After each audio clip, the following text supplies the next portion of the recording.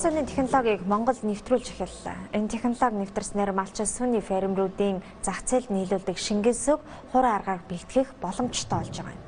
Шингэн сүг хураа болгох Япон технологиг эхний ээлжин 6 аймагт нийлүүлэхээр болсон байна.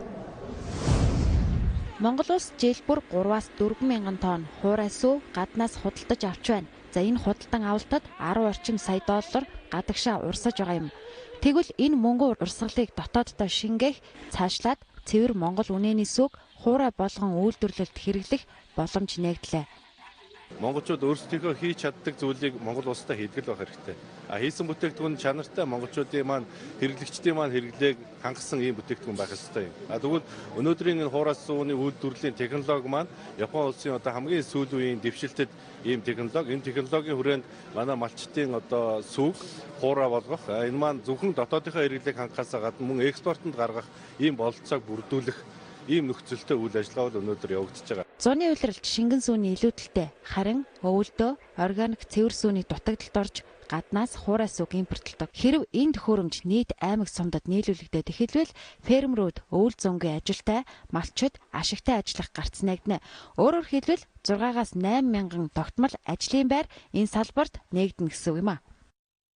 Энэ төхөөрөмжүүд бол бага, том тэгээд дунд гэсэн юм 3 оврынх байгаа юм лээ. Тэгэхээр үнэн бас харилцаа адилгүй.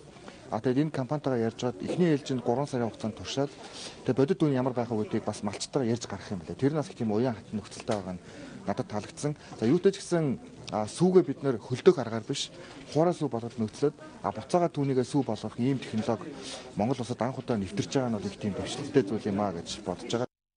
Япон технологид суурилсан энэ төхөөрөмж ажлын 8 цагт 240-өөс 600 литр сүг боловсруулах хүчин чадалтай. Уг төслийг 3 үе шаттайгаар хэрэгжүүлж 2025 он гэхэд бүх сумдыг шингэн сүгээ хатааж үйлдвэрлэгчдэд нийлүүлдэг болох зорилтыг засгийн газар тавьж байна. Ялангуяа одоо хот орчмын ийм аж ахуйнуудыг бол одоо тогтмол шингэн сүг бий болгох энэгээр одоо шинэ ийм сүг одоо суурин одоо оршин суугчдад одоо улс иргэдэд нийлүүлэх ийм одоо зорилготой. За энэ төсөлд хамрагдах хүсэлтэд иргэд аж ахуй нэгж малчид хоршоо хэлбэрээр оролцох юм байна. Энэ талаарх дэлгэрэнгүй мэдээллийг салбар яамнаас авах юм байна. За харин манай улс иргэдийнхээ хэрэгцээнээс гадна жилд 400 гаруй сая литр шингэн сүг боловсруулах боломжтой.